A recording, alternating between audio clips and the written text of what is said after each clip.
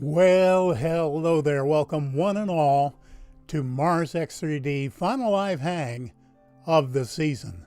This is your buddy Dave over at MarsX3D, and I want to welcome all you splendid weirdos into the fold tonight. We've got Alan here, Planetary Protector, Don Banker, and oh golly, who else do we have here? You guys are more than enough. Very nice to see you. And for those of you who can't join us live but are watching this after the fact, this is where we discuss some of the questions of the day, but also take a preview look, a sneak preview, as it were, of images coming up in this week's episode, which are usually published on Friday, of The Evidence. Why is it called The Evidence? Well, I'm not here to convince you of anything. I might speculate a little bit. I might offer my ideas of what I think something is. But from my perspective, the best way to convince people is to not convince them, is to let them make up their own minds. Present the evidence, which is why I called it that, and you make up your own mind. And what is that evidence? Well, as many of you know, the important thing to me is something being non-fractal. Let me explain.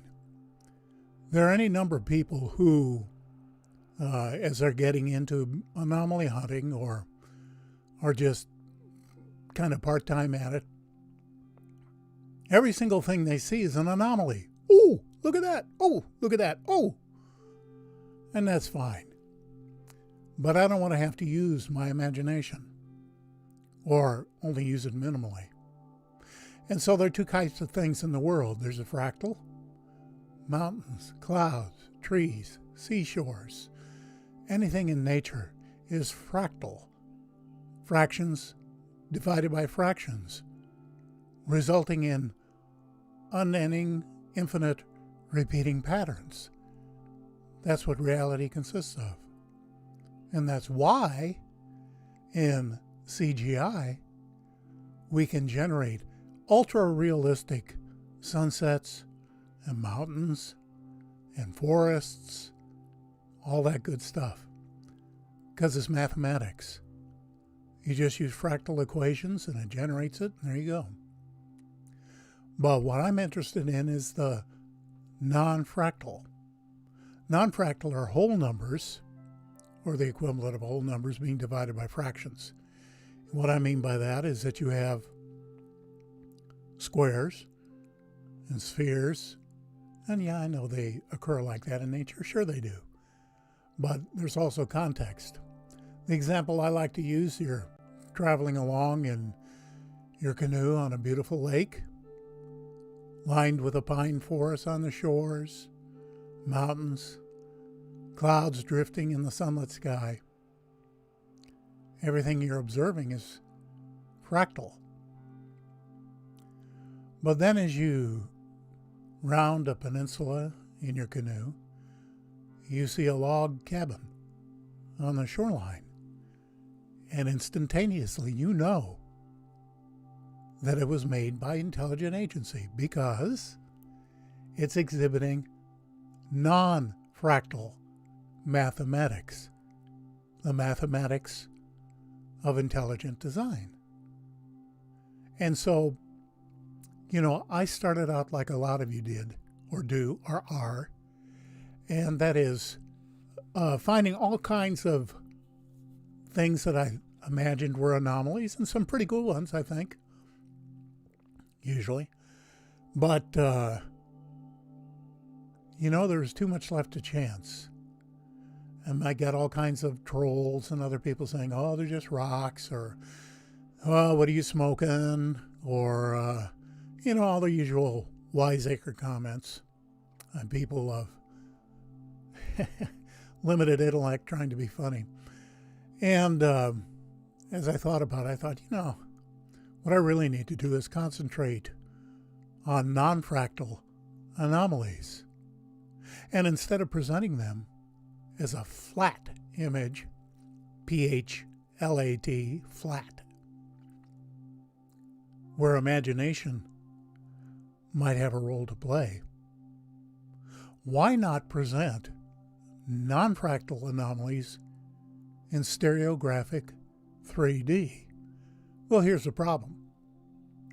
Most people are not motivated to go and buy very expensive 3D viewing equipment, whether they're VR goggles, various types of parallel viewing equipment with mirrors or lenses or that type of thing, or shutter glasses, or anaglyph glasses, which is really like a poor man's stereo. That's really garbage. The only way I could present full screen, crystal clear 3D anomalies was in X3D, cross-eyed stereo viewing. No equipment needed. And you can view these gigantic images in 3D, in full detail, in full color, with no ghosting, and nothing between you and the image or you and your wallet.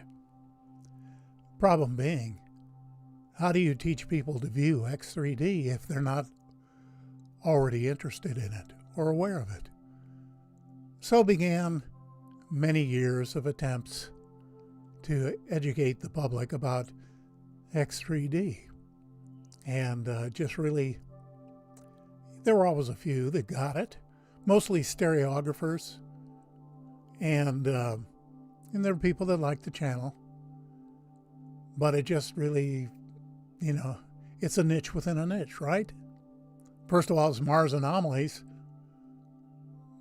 How many people are into that? And then within that context, non-fractal anomalies in X3D. Tiny, tiny niche. But it seems about a year and a half or more ago when I started this channel, somehow X3D's time has come. And more people are figuring out how very simple it is, and discovering the wonderful way it turns your monitor, your computer, even your iPhone or Android, into a window, into an alien world. And of course, the larger the image, the better. If you can watch it on a widescreen television, a 60-inch, man, that's cool. That's really cool. That's real 3D TV. So that's why I started this channel, and that's why I do X3D non-fractal anomalies. So I'd like to welcome all you splendid weirdos who have taken the time to learn the X3D technique and who actually belong to the channel. Some of you even support it. And by support, I mean thumbs up, or whether it's donations or just encouragement, whatever form it takes, I appreciate it. So, what are we doing tonight? Well, I have a bunch of things to present to you tonight. Now, this is the last live hang of the season. I will be back, but I'm going to take the summer off, devote my time to my family and to certain salmon and lake trout up in Maine who have my name on them, and concentrate on finding some real knockout anomalies. Most of the ones I find or I share with you from other researchers are, in my opinion, pretty damn good, because I set the bar pretty high. You know as well as I do that there are a ton of channels out there on YouTube and a ton of Facebook pages that present all kinds of garbage, blurry garbage, and all kinds of wild claims and crazy speculation and all the things that make us a laughing stock in the eyes of the world. Which isn't to say that I'm immune to it. I have my own share of those who think I'm a complete idiot, even those in my own family. I have several brothers and sisters who are scientists, and I'm sure they, well, we won't go there. We won't go there. But the way I deal with this is that I just present the evidence. Here you go. Look at it. Now, if you don't know X3D, there is always a link or two or three for X3D tutorials in the description below the regular videos. Most people take a couple minutes to learn it. And I'm proud to say our youngest cross-eyed explorer in the group is Jimmy Bob, 6.5 years old, going on 7. Come on, folks.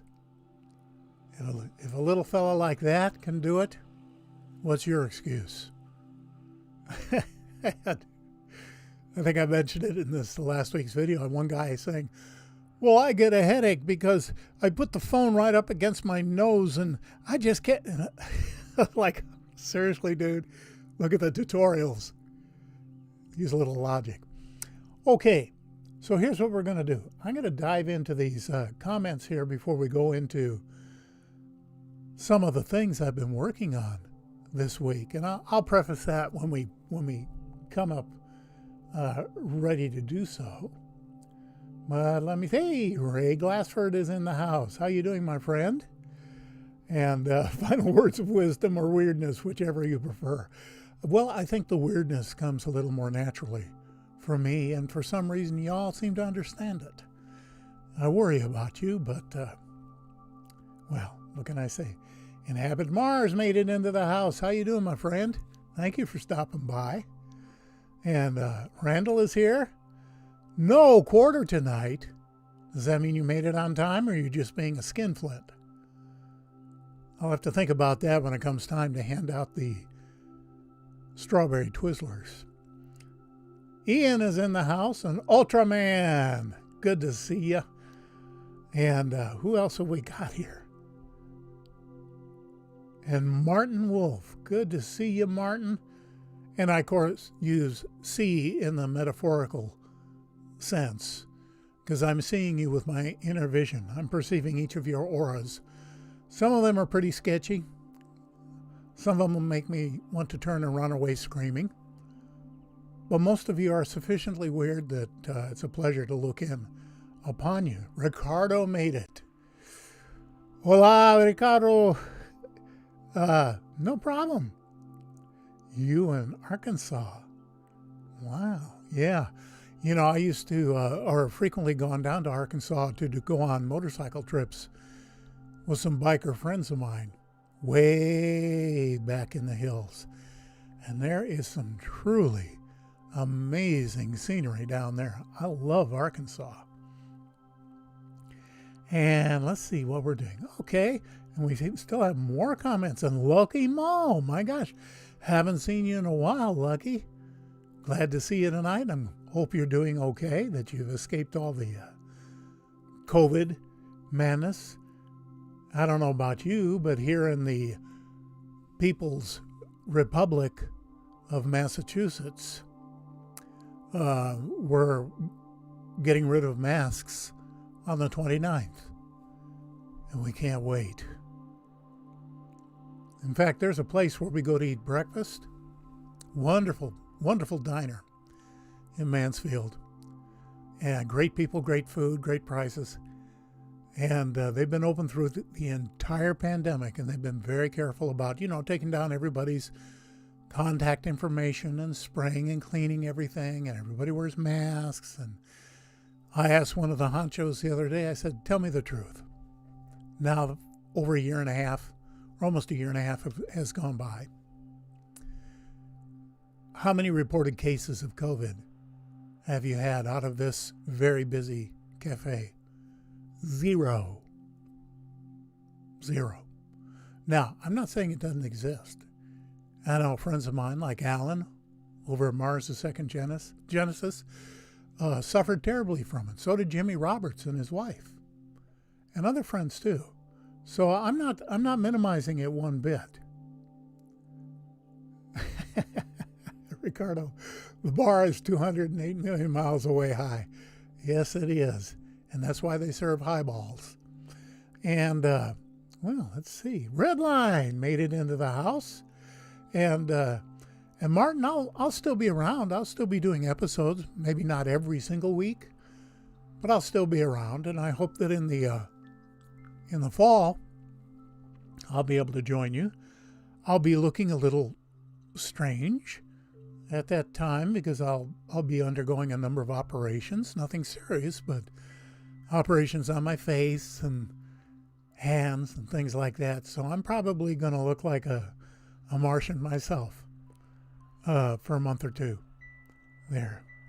In fact, I talked to the doctor today. She said, yeah, when we do what we got to do on your eyes, you're gonna be swole up for 3 months.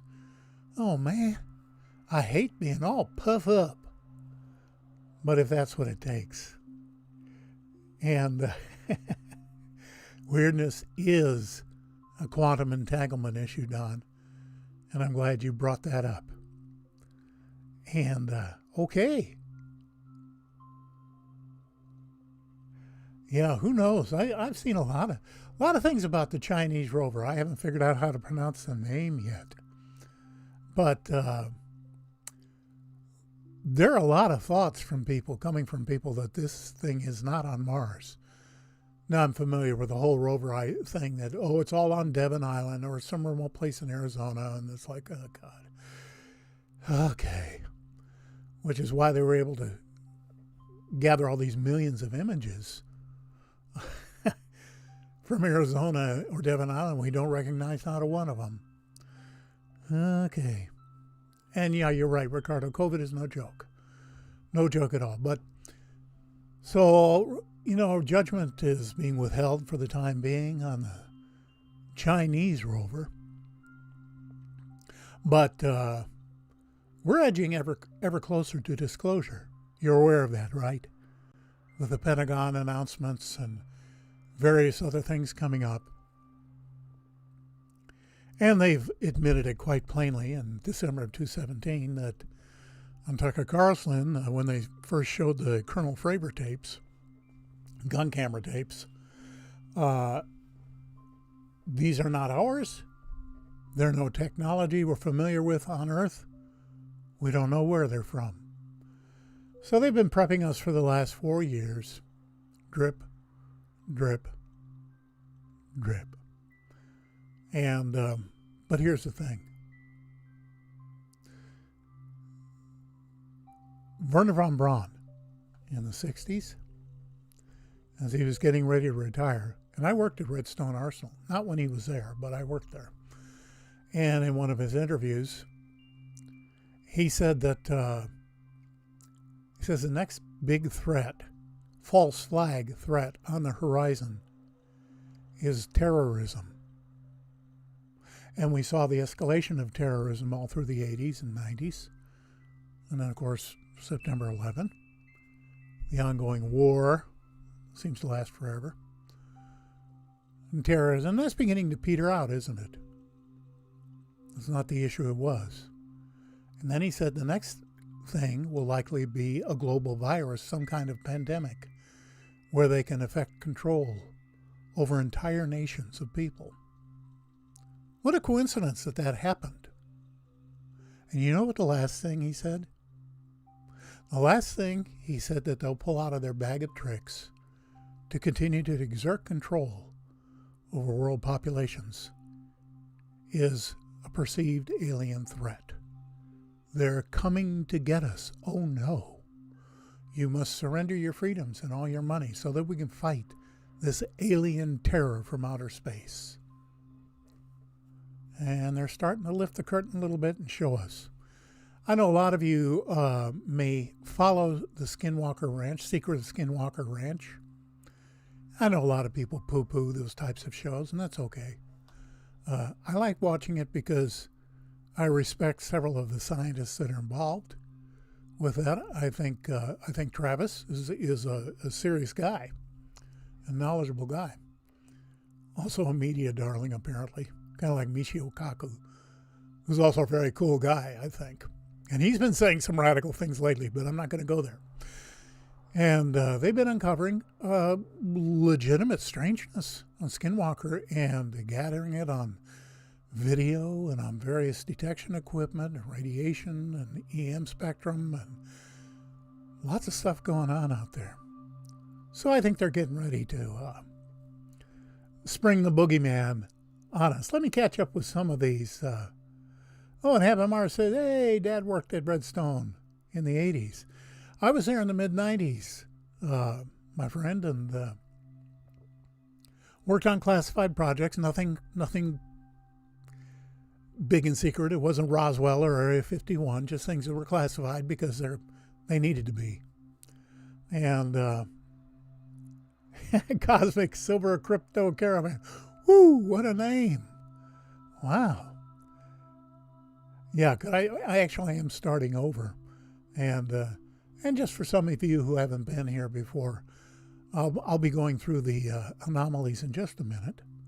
And I always go through them again near the end. So if you've come late, you'll see everything. Don't worry about it. But Cosmic Silver Crypto Caravan, when you're late, you're supposed to put a quarter in the can by the door. And we use the can to buy Twizzlers for everyone once it's full. And dang, it's getting full. Actually, I swapped the can out for a coffee in one of the big Folger things, you know. And so it's getting there. Yeah, Don, you're right. 76 Lander and let's see, what was it? Oh, Martin said he got his vaccine. Good for you. And yeah, Ian, I like the Skinwalker Ranch show, as I mentioned.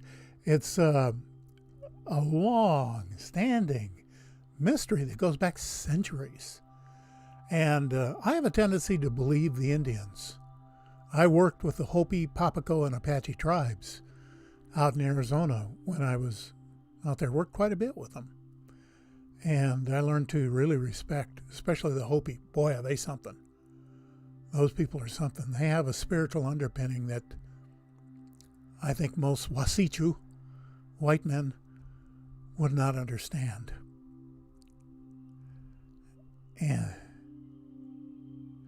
Churong. Are you right? No, Churong.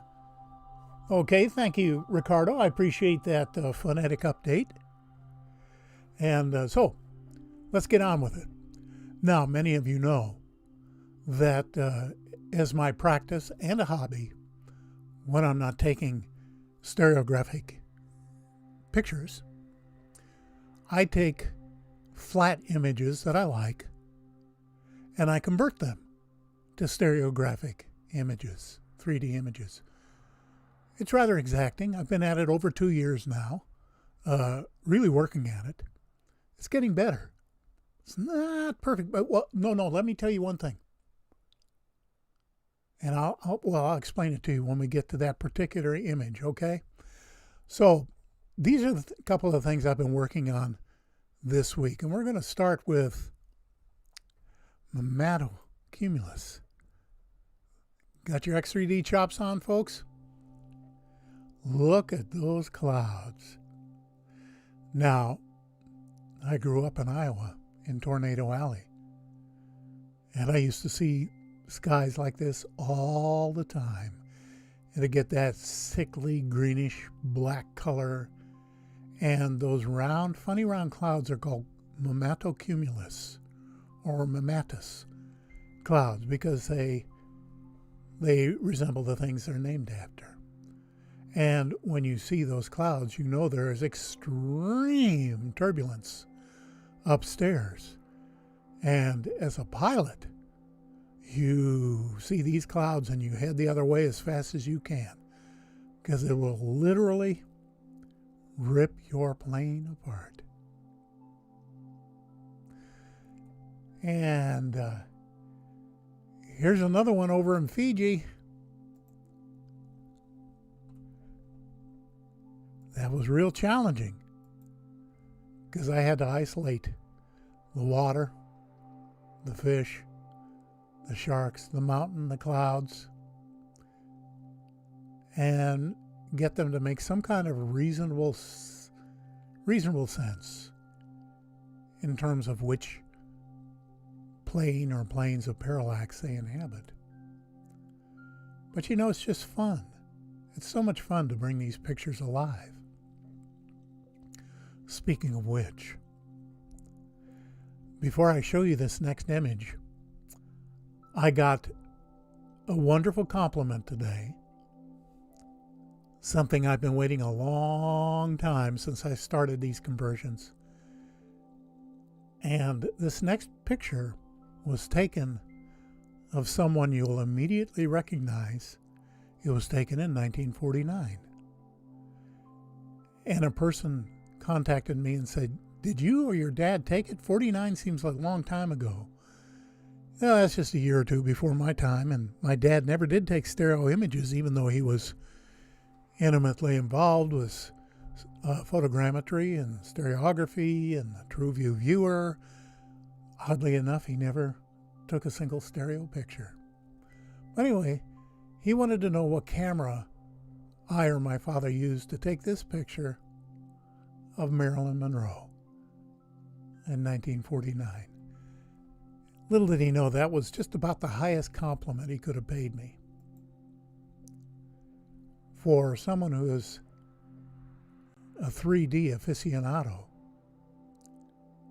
to mistake a conversion for an actual stereo photograph, then you know you're doing something right. Now, I'm not going to let it go to my head. And I still have my ups and downs. And yeah, Don, he mentioned he lived on Kauai. Oh, isn't that nice? And snorkeling. The fish weren't as colorful. Well, yeah, it depends on the angle of the sun and the saturation effect of the water, you know, the actual clearness of the water. But right now I'm thinking about Maryland. And then there's another, speaking about attractive women. I don't think we have any ladies in the audience just yet tonight, so we'll get on by this next one. But one of my favorite artists, commercial artists, is Carlos Valenzuela. Some of you may be familiar with his name. But he's famous for making devastating movie posters. And I believe he's still alive and still drawing. But his movie posters for these B science fiction movies were always featured some spectacular woman, scantily clad woman, a monster, and title of the movie, and all of that stuff. So I found a Valenzuela I hadn't seen before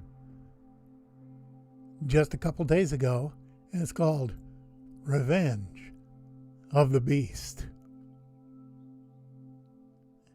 And I just thought that's classic Valenzuela. I've never even seen this movie. And you know, it's just like when you go to a McDonald's or Burger King and the pictures they have up on the wall, the food never looks like that, does it? It's all been stylized and colored and everything else. Well, the gals that he draws in his movie posters, they never look like that in the movies. But it gets a lot of eye attention, doesn't it? Carlos Valenzuela. A wonderful, wonderful commercial artist. And I have a number of others too that, well, we won't go into that now, but, and many of you perhaps don't know already that each year I do a compilation of conversion and stereo camera work that I have on another channel. I can't even, Magic Camera X3D? No, I think I call that one Magic Window X3D too. I don't know, senior moment. I only post there once a year, so I can be forgiven for not remembering. I admitted it, so it's okay now. But I have quite a collection. And one of the projects I'm working on this summer, I have a giant Tupperware tub filled with thousands of stereo slides taken over the last 50 years.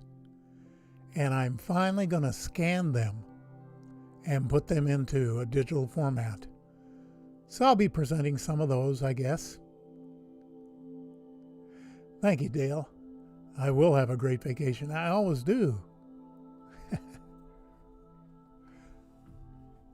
Yeah, the poster looked good on your wall, and I'll let you finish the next smart-ass comment.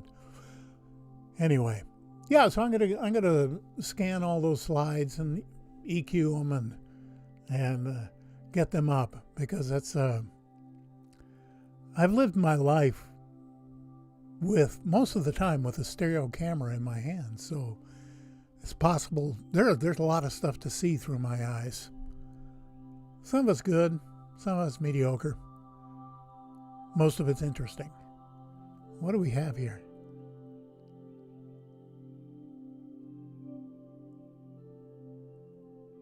Yeah, well, that's okay. I like what Ricardo had to say. He said, you're going to have to get a video feed of yourself in X3D, so when the image goes away and it reverts just to me, we see you in X3D too. Messes with your eyes. Yeah, I know, doesn't it? Makes you feel weird. Anyway, I happen to be looking at something a friend of mine posted from Curiosity, Sol 796.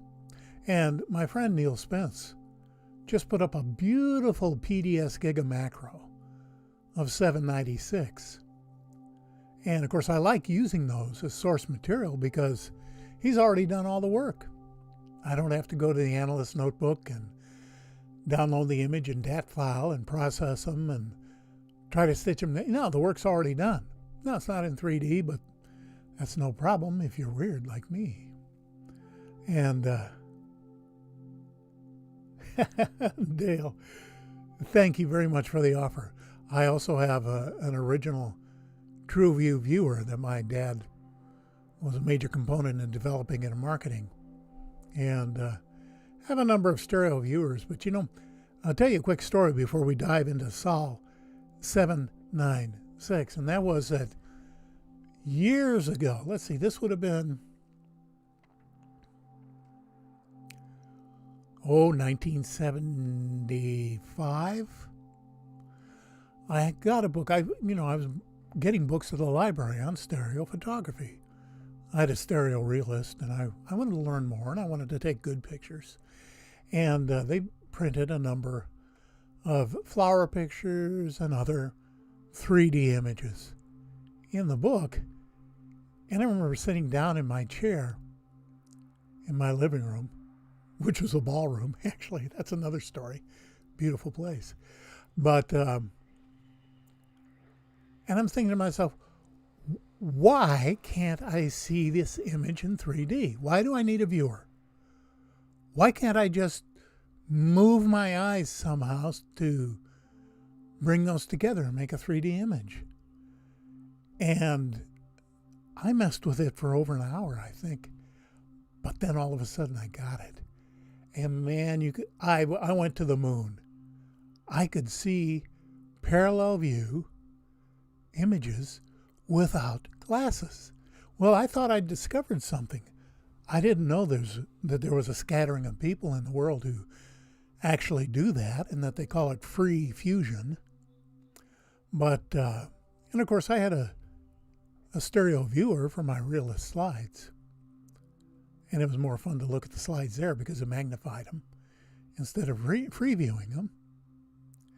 And in any case, when I discovered that, I was absolutely amazed.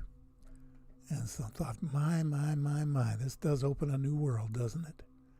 So here is and let's get started with enough of this talk. Let's dive into some of the Sol 796, and Don, I'm going to say an undisclosed location in Maine, and only because I'd rather not have people sneak up on me.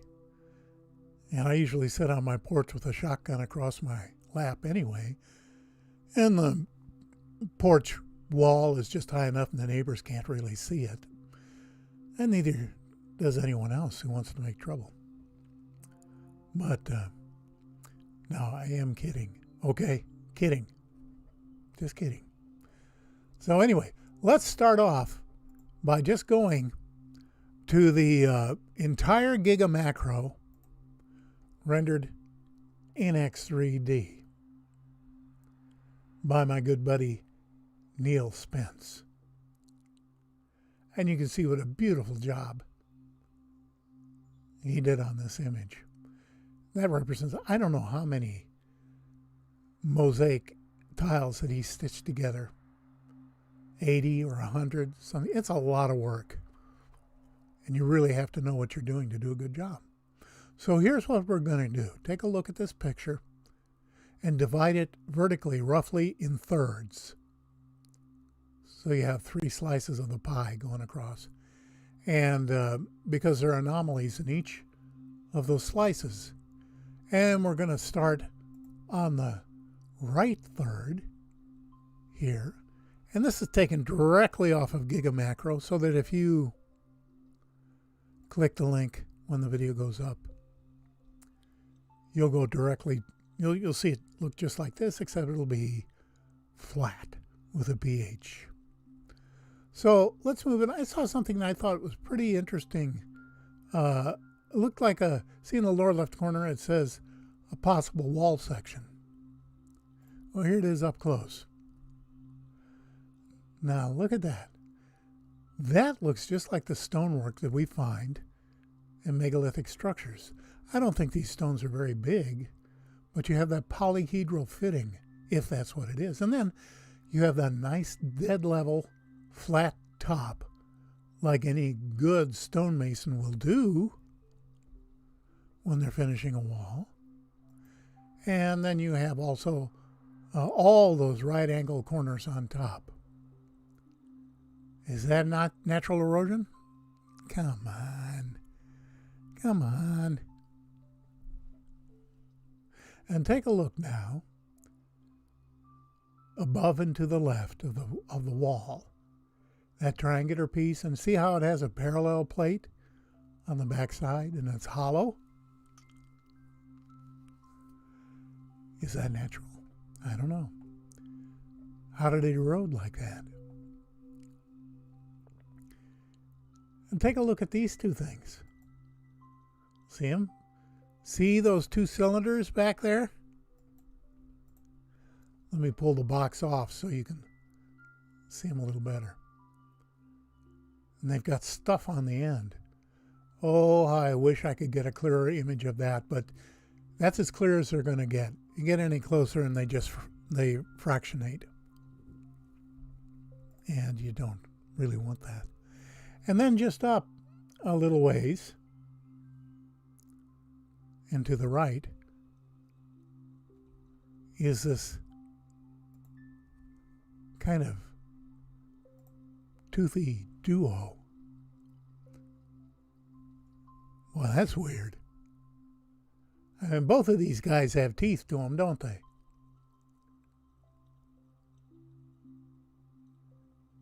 And so many right angles, especially in the one in back.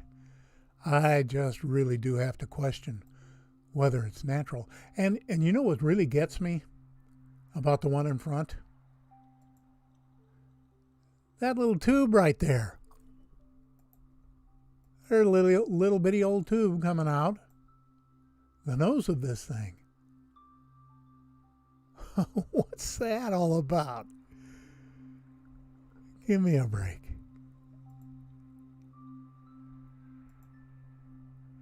That's crazy stuff.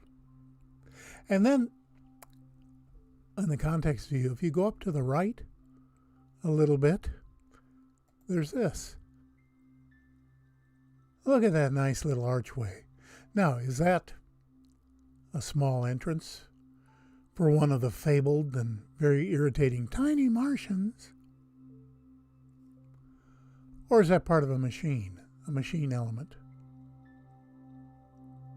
Shoot, maybe it's a Singer sewing machine. I hadn't thought of that.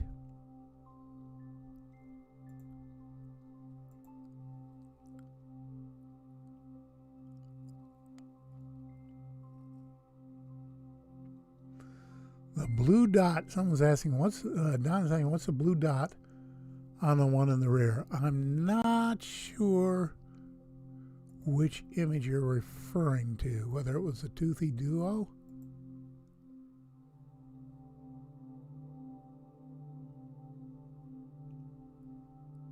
Or what? Oh, look, there's a tube on that one too. Okay. Well, we'll keep rolling here in any case. So there's that arch to be thinking about. Hey, 43 Pigdale. Hi, Granny. Loved it when you show up.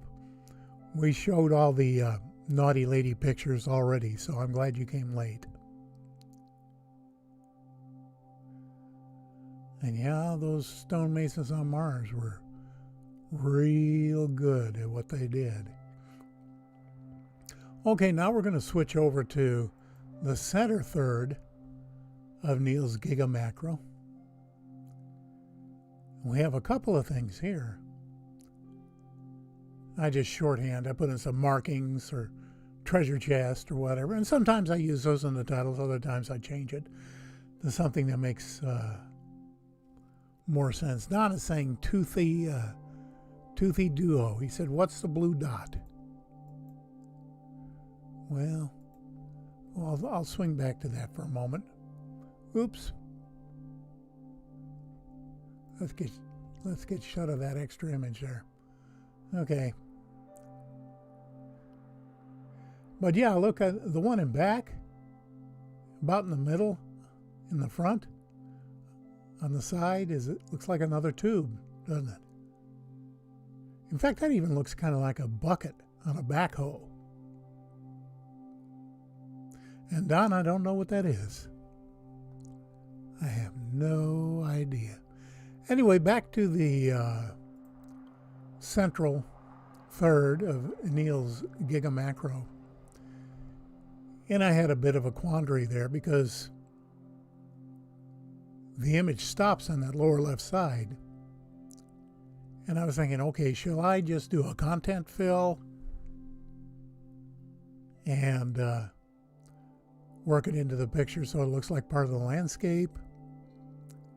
And because I couldn't crop it right up against the sign that says treasure chest, because that would look real weird. I decided just to leave it. It's a place where you can rest your hand before you jump down to the surface of Mars. So we have these a couple of different things to look at. Not the least of which in that upper right. And yeah, Don, you're right. A lot of these things do look illuminated. It depends on the angle of the sun, but you get a lot of backscatter glow, just like you do in the desert here on Earth. If you've ever been out in the cliff dwellings or just out in the desert in general where there are cliffs, sun gets just right and just everything lights up with a golden glow. Yeah, and then Mars art is everywhere, isn't it, Martin? Okay, so we're going to look at this first one I call Marked Rocks. Now take a look at that. There you have 4 blocks, and arguably the bigger one that's between the first 2 on the left, that appear to be covered with glyphs. And there's all kinds of strange debris all around, to say nothing of that cube that's underneath the data bar at the top. But I just wanted to focus on these things. They look like Mayan glyphs a little bit to my eye. And if you haven't already noticed it,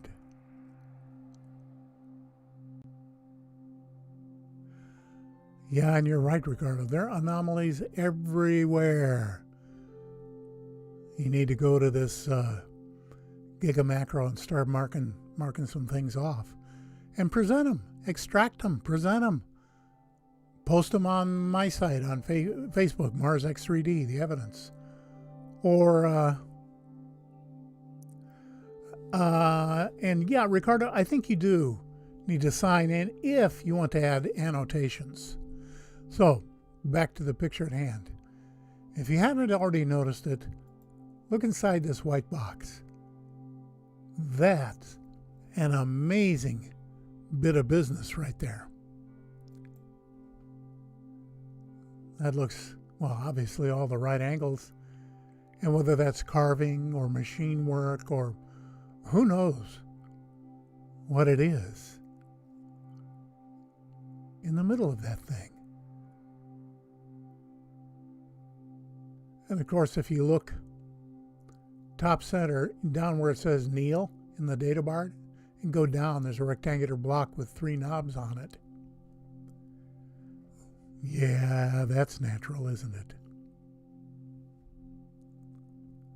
But now, did you notice this one in the image coming up? Did you see that? What's the big deal, Dave? Well, I'll tell you what. I've found at least 2 of these. 2 more of these. Like this one. From my buddy Misa Dreshtik's archives, which somebody deleted 5 years worth of work. Deleted his entire account. And he lost everything. That really, really sucked. So let me go back.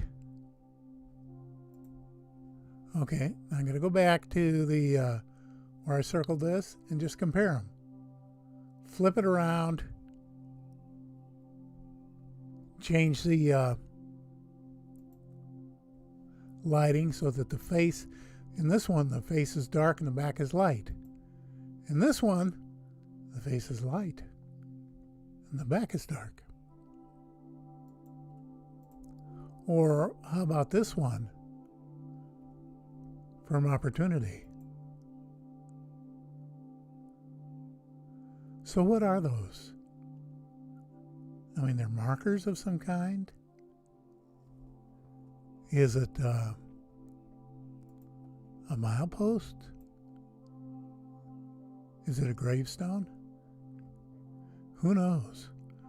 This particular one seems to have carving running up, parallel lines too of carving going up the side facing us. That's pretty cool, I think. And then down slope from the marked blocks that you saw a little bit earlier was this thing. Treasure chest. Now look at it. You know the way that's glowing? It almost looks like it's made of gold, doesn't it? Chest of gold. Look at what looks, I know it's pareidolia, but it looks like there's a face on the end, doesn't it? Maybe almost like a lion's face, and it's got that curved top like you associated with old treasure chests and pirate chests and things, you know. Alien Views is on board. Good to see you, Bob. And TC67 in Roman numerals. I'll bet a lot of you don't even know what Roman numerals are. Well, the scale's different on each one of them, my friend, on the tombstone. Some of them are larger, some of them are smaller. I think the largest of them are between 5 and 6 feet. But I think on the whole, like the very first one we saw, was probably 2 feet, if that, not a whole lot. It's hard to tell because NASA does not share metrics with us on the Mastcam images. It does on the Navcam. But in order to get functional metrics, you've got to track down the Navcam image that has that particular anomaly in it, if at all it exists. I mean, a lot of times they don't. And you can get a metric off of that. You can't get a usable picture, but you can get a metric. And then you can apply that. So bear in mind that the right Mastcam on Curiosity is 100 millimeters. And we normally call that a bit of a telephoto lens. Normal lens on a camera is 50 millimeters, usually. So double that, it's 100 millimeters. So you're seeing things are farther away than they look in the right mass cam images.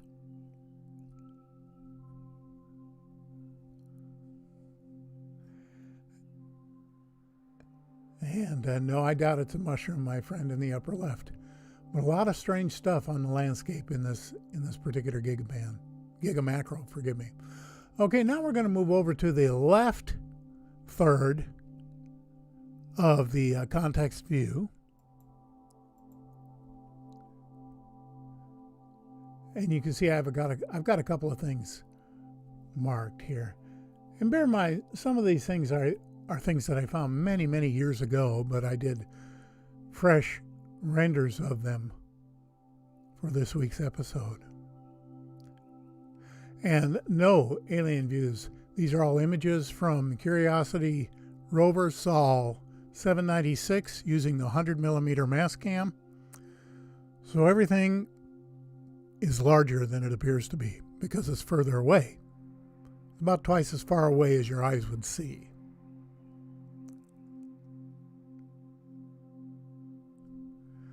And yeah, inhabit Mars. I mean, there are artifacts everywhere. But this thing really caught my eye coming up here. I call it a paleo abacus. You got that nice rectangular box, just clean as a whistle.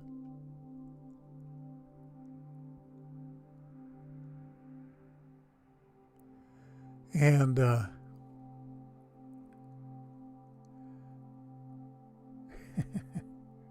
I'm just reading the comments here. And then if you, those of you who aren't familiar with what an abacus is, it's an ancient counting device. And I'm not saying that's what this is, because this is big, 5-6 feet long with these big circles in the middle. Was it a decorative piece for a building or a monument or a memorial or something like that? And you know what? I've forgotten to add the last two pictures in. So if you don't mind staring at here, I'll tell you what. I will I'll put Marilyn Monroe back up.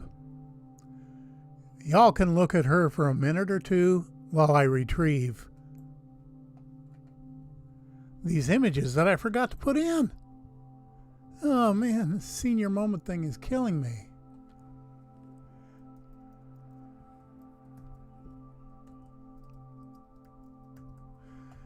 Yeah, I don't know how I forgot to do that, but I did. I surely did. And so I've got to navigate my way down to the picture and find where it's at.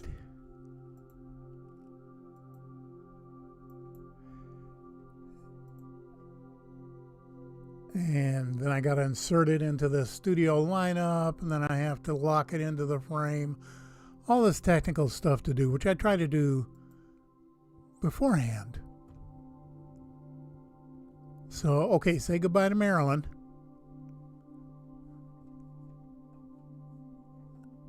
And let me get rid of this. And let's see. Bear with me. Okay, I'm going to have this in a minute, and I'm very proud to say that not one drop of drool escaped my lips during that brief hiatus. That's a 1949 image of Marilyn Monroe, one of my conversions. Okay, now, Wheel of Fortune. There is so much stuff in here, it's not even funny. But most of all, there's that wheel. Almost looks like it's in a housing, doesn't it? Like a belt housing with what might be a spoke.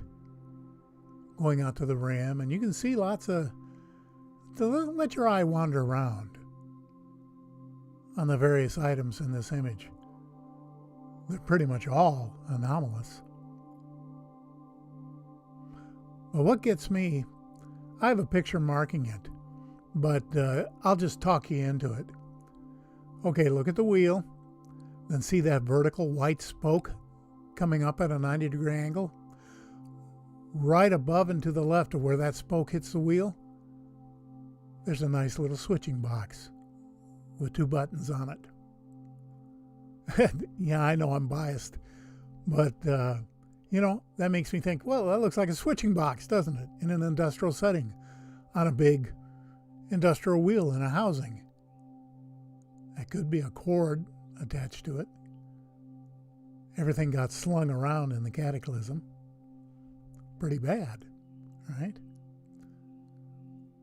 But I thought this is really cool. And so we're going to slide on back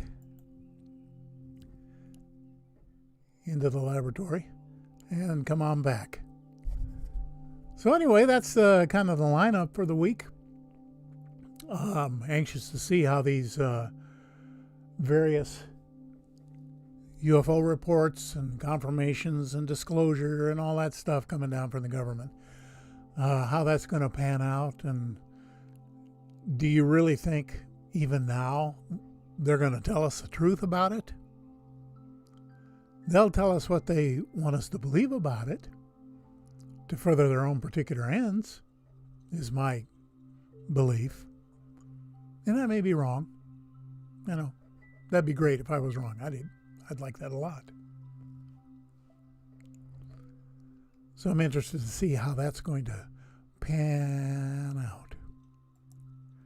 And as I promised back at the beginning of the show, we're going to take a second run through on the images. For those of you who could only join us later, then you'll have a chance to see everything as well. And the rest of you weirdos can go to sleep if you want to, or whatever works for you.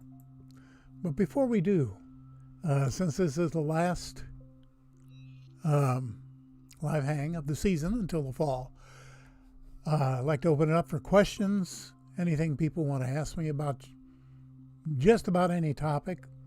I'd like to talk about Mars anomalies, but hey, you know, I'm open. And yeah, I think you're right. In Heaven Mars, they turn the drip up, and it's a very useful thing for misinformation, providing videos and images and various official statements that people will just blindly follow. The herd will follow the new carrot that's being held up. Always be a question mark. Don't be cynical. I hope I don't come across as cynical. The cynic is someone who sneers at everything because he or she is the smartest person in the room. And why do you even bother trying to insult their intelligence with something like this? That's a cynic. A skeptic is a person who just looks at something with a question mark and says, okay, how do we explain this? How do we reasonably, logically explain this? I like skeptics, and I like to think that I am one.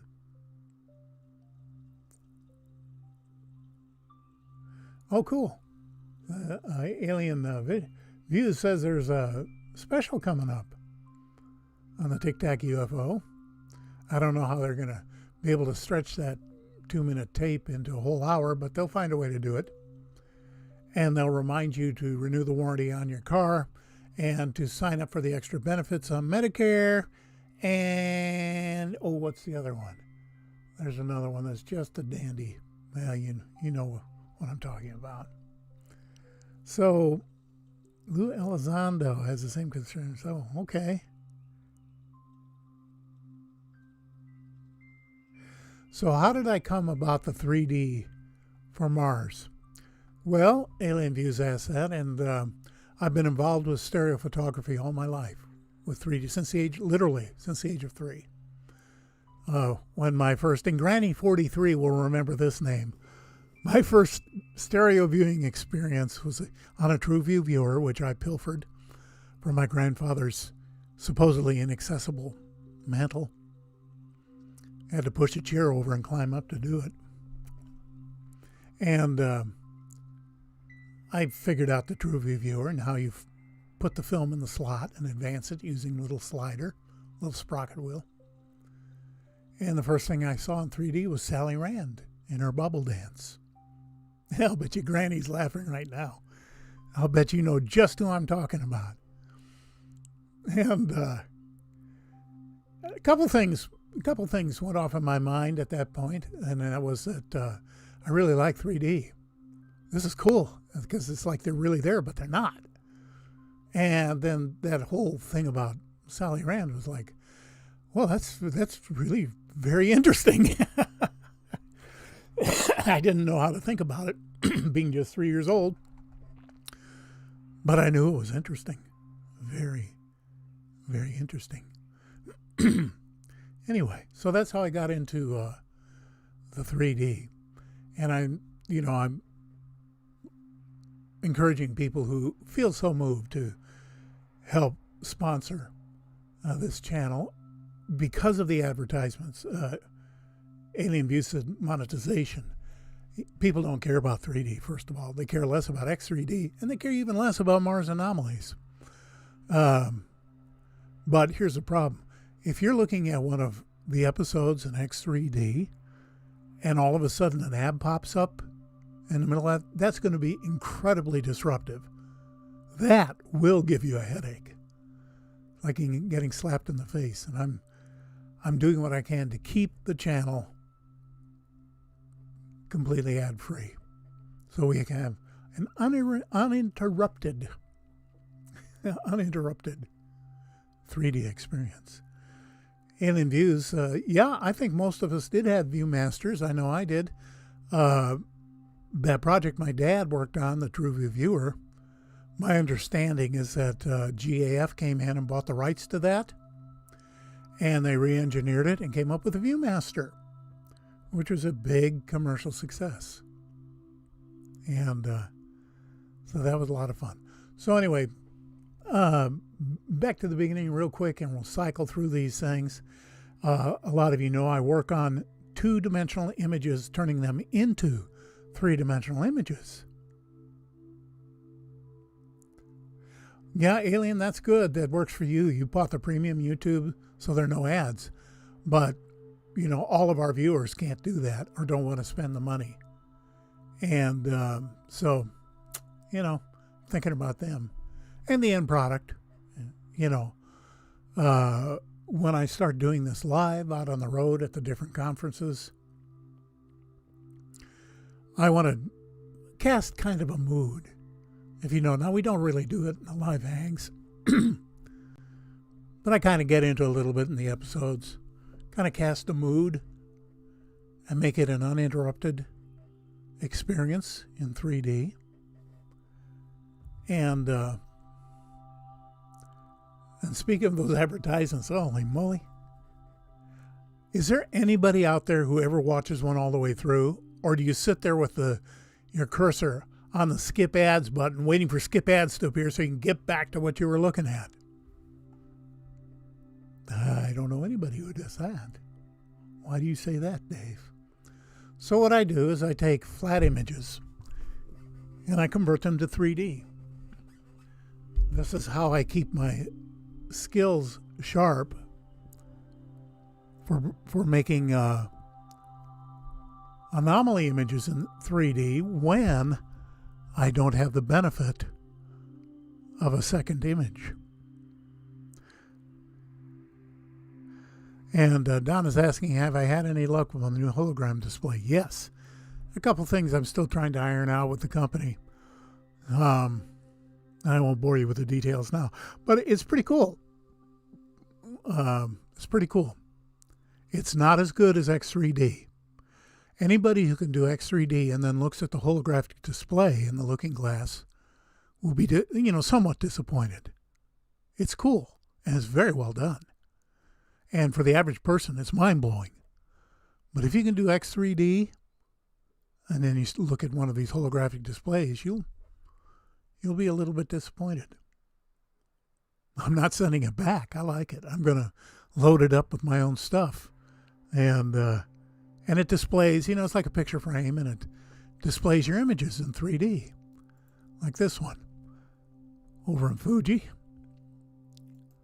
Getting the below water, above water. There are a lot of different planes of parallax in that image. And then this one of Marilyn. Yay, Marilyn. That's an image from 1949. She was just a kid then. Alien Views is asking, how do I shift the perspective in the second image? There are two ways that I do that. And there are a lot of different ways you can do it. But the first one I learned was what's called a clone brush method in Stereo Photo Maker, SPM. And that's a little too complicated to try to describe on a microphone. But it's basically you learn to transfer one part of one side to the other part in the appropriate position on this proper plane of parallax. And so that you end up. Now, what I'll do, especially with the Mars pictures, not with this fun stuff that I do, but what I'll do is I'll go in, I'll make say a 3D mass cam image out of the left and right mass cam. Left mass cam is garbage because it's wide angle. You blow it up to isolate the stereo portion that you want, and it's terrible. But it does give you your lines of parallax. And so I'll have one of those crappy images, and then I'll create my clone brush image looking at and comparing with the crappy stereo image, which has the proper planes of parallax, so that I can double check everything is exactly where it's supposed to be. The other way I do it is with depth mapping, which has taken me a while to get good at or reasonable at. This is a depth map stereo that I did. And so is this Carlos Valenzuela movie poster.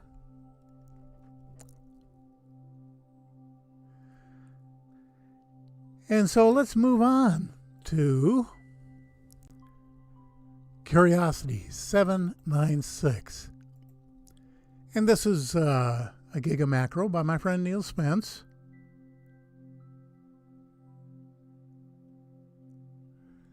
And we're going to divide it in 3 sections because there are anomalies in each section. So we're going to take the right third here. And you can see I've marked a couple of things in there. The first one being a possible wall section down in the lower left. And right in the center there, a polymorphic wall. Those walls look like they're shaped to each other. Could it be erosion? Yeah, I suppose. But look at on the right end how it's parallel. It's got parallel sides. It's got all those right angles, and it's got that nice level top, which is always kind of a finishing touch that masons do on a wall. I live in New England, so I see this all day long. People taking fieldstones, stacked them, and then they will either cement across the top or put blocks on it or, level it in some way.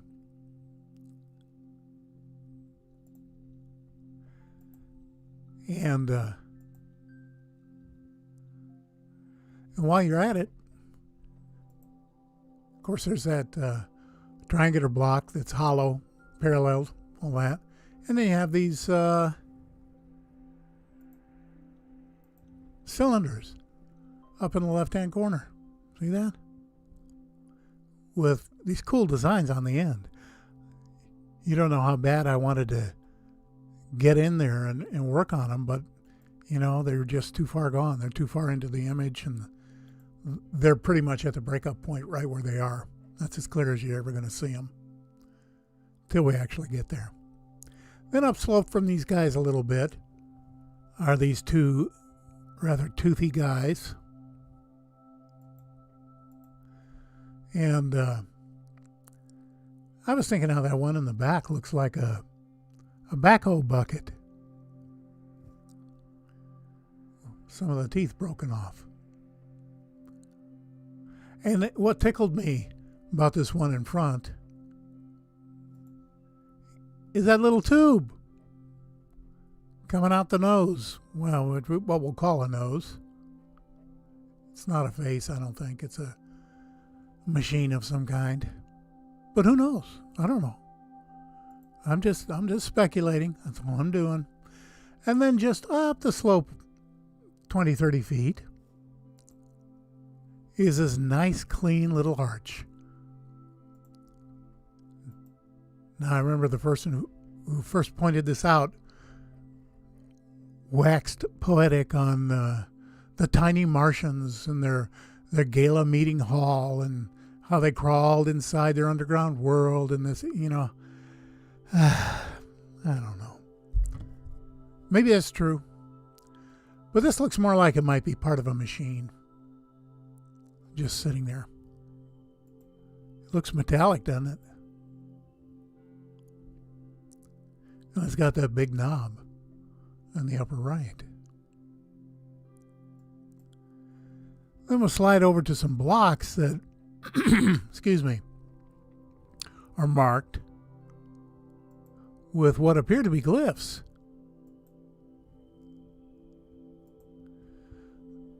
I thought they kind of looked like Mayan glyphs. Of course, that's not what they are, but they're like that. They appear to be communicating information.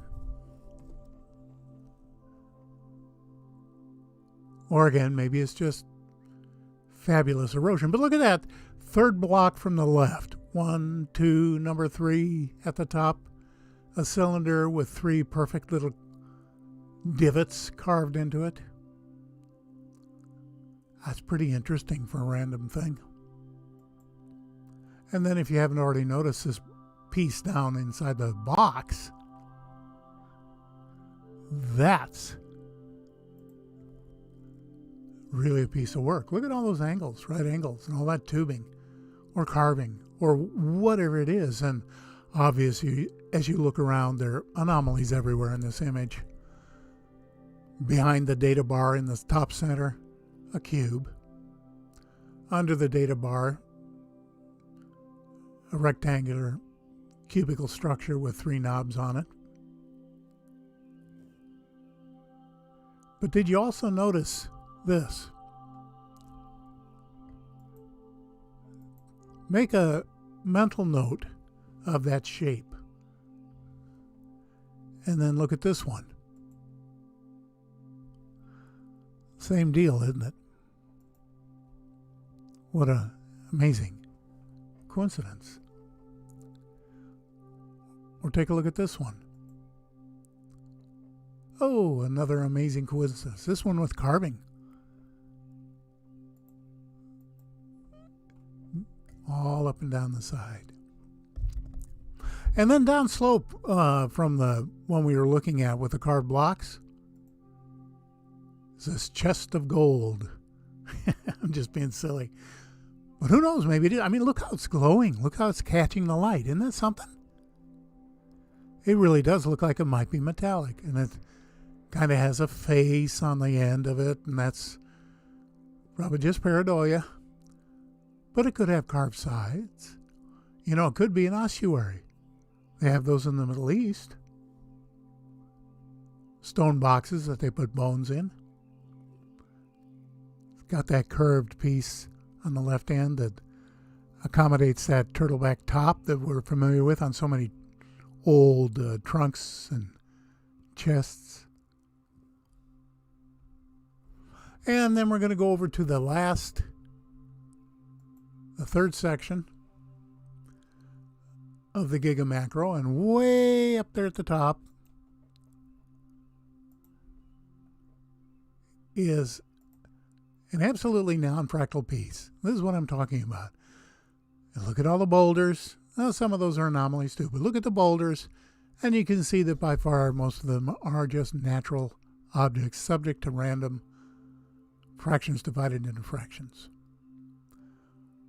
But then you see that thing with 3 balls inside a rectangular frame, and you think, Somebody made that, didn't they? In fact, it reminds me of an abacus. One of those Oriental counting calculators. That's what they are. Very fast and very accurate.